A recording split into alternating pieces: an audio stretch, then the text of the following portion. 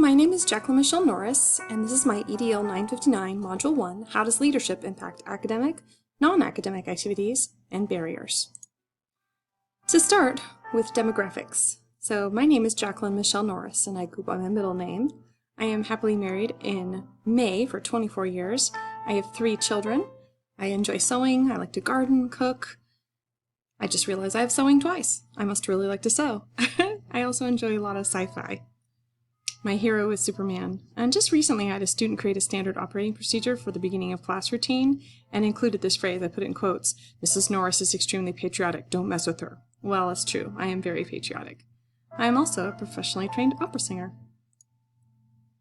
My education, this is my 16th year teaching. I teach 8th grade science and 8th grade sports medicine.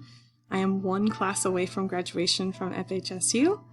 And I am in the Aspiring Administrators program with my district. I am mentoring a new teacher. I'm also mentoring a high school student. And this year I am Science Department Chair. So those are my fun activities. My goals include transition to administration in the next 1 to 3 years. I'd like to be the principal of elementary school in about 5 to 7 years. And after I'm finished with my education career, I'm going to pursue a doctorate in astronomy. That's my true passion.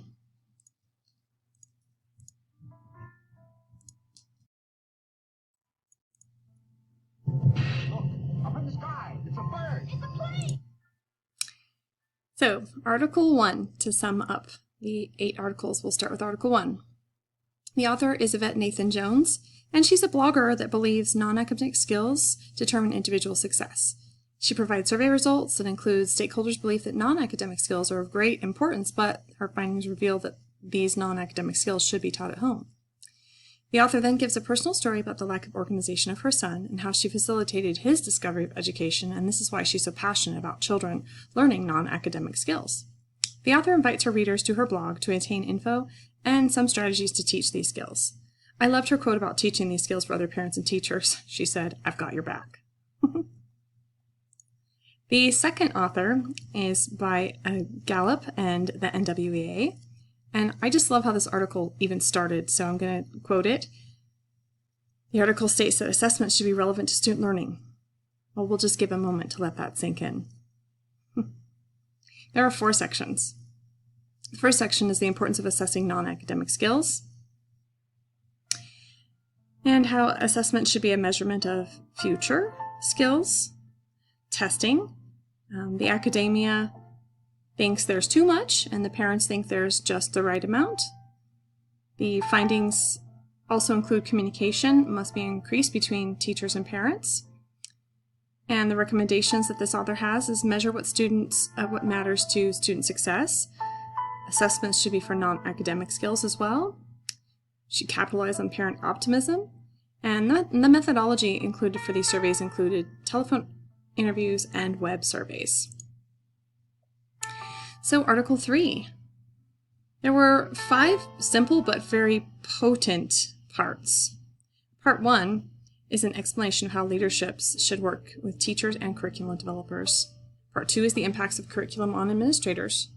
Part 3 describes how curriculum informs teachers what to teach to prepare students for the future. Part 4 stresses the importance of how students should know about how to earn a diploma or degree. And Part 5 says that teachers and parents and community members should collaborate, which is really easier said than done.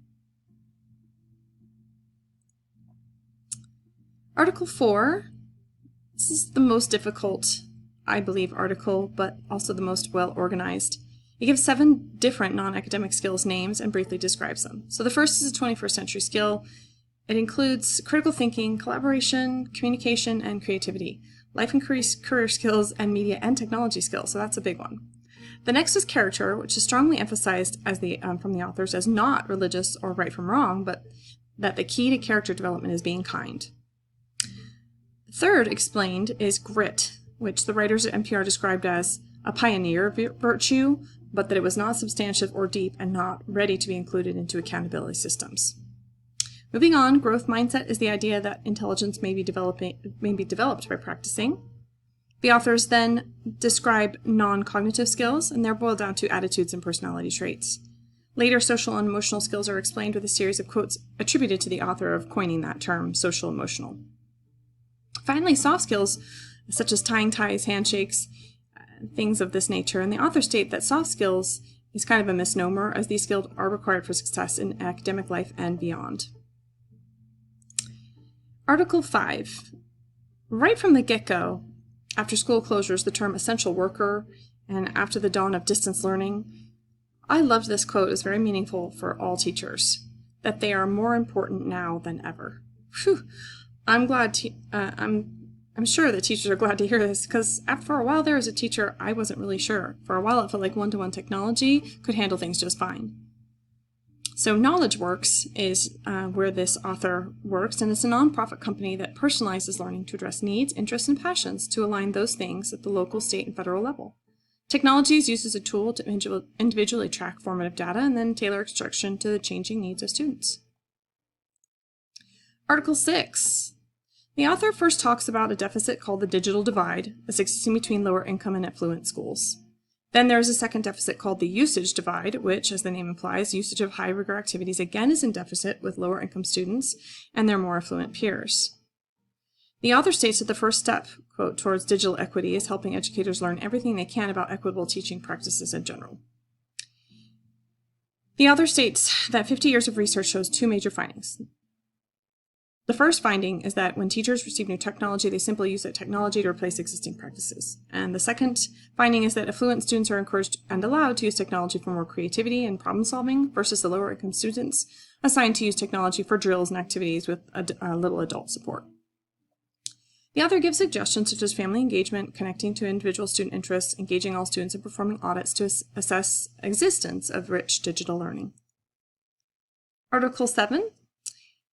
So this author stated that children in healthy homes and in good preschools tend to regulate emotions, pay attention, and develop social skills, and many K-12 skills assume that these skills are just in place. The author provides a resource for policymakers to provide requirements for non-academic skills to support regular K-12 education. The author stresses the importance of understanding the complexities of childhood development and the need for developing an environment and competence to teach these skills. The author's advice is to prioritize the integration of non-academic and social emotional skills with traditional academics. I love the quote. Being thoughtful about where to prioritize can help educators determine the best ways to integrate non-academic skills into the classroom. Article 8. The author of this study indicated that new technology does not guarantee teacher understanding or student learning. The authors then suggest that the only way to ensure this understanding and learning is to create opportunity for planning and teacher training. Limited professional development seems to be the culprit of not guaranteeing that student learning. The author uses what she calls constructivist lens, calling for authentic learning through real-life situations and project-based learning. Technology is viewed as a cognitive tool to deepen a learning environment. I love the quote by the author because it states that it's more than just access technology. It also includes bandwidth, professional development, and equipment that is acquired and then maintained. A critical reflection to evaluate. I have 10 academic activities listed in my school, and my administrator is involved in the approval process of all these activities, and she is responsible for the proper implementation following all district guidelines. During staff meetings, she makes announcements and supports each of these activities. I appreciate the activities, especially the clubs after school and during lunch. These clubs allow students to filter themselves into interest groups where they feel they belong, and since they're smaller groups, their voices truly are heard. I would love to put a term limit on teachers who take on the responsibility for the NGHS and leadership. It's a great opportunity to grow as an educator, and many teachers park in that position for decades because once it's set up, it's kind of a comfortable position. Parents and some of the stakeholders in our community do support our after-school tutoring program, and the district actually provides late school buses to transport students after regular school hours.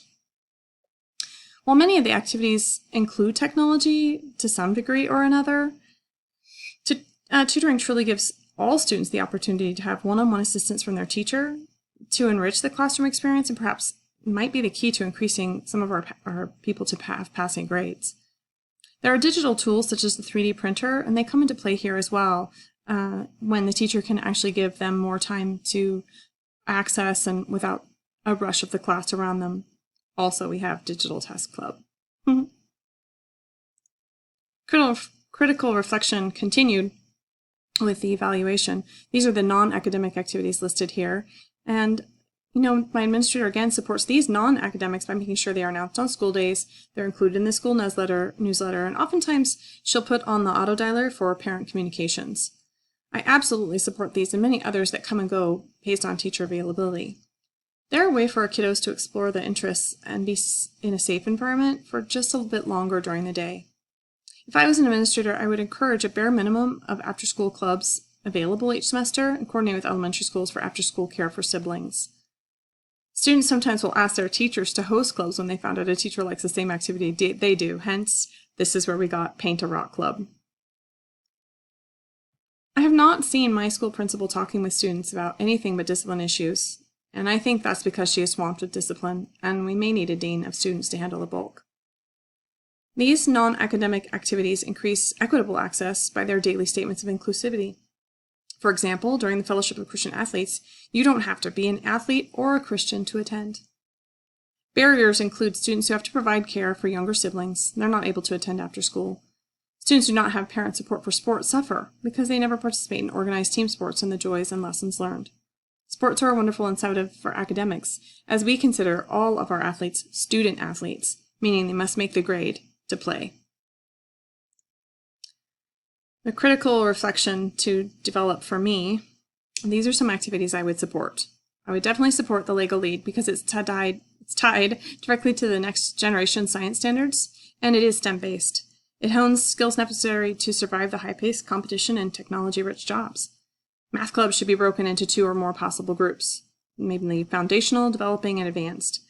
Math tools may include real-life digital programs such as CAD software for engineers, and Prodigy is a fantasy-based math app that has crossovers into computer programming. Non-academic activities I'd like to implement include Sign Language Club, because that's a life skill, a second language, and a nonverbal communication that assists as a memory device. After doing this assignment, and even though we don't have Soft Skills Club at our school, I think it would be invaluable. Imagine every session you conquer a new skill like filling out a DMV application, opening a bank account, or oh my gosh, doing taxes. So the relevant statement. In conclusion to this assignment, the research really helped me realize we can no longer ignore or avoid non-academic skills.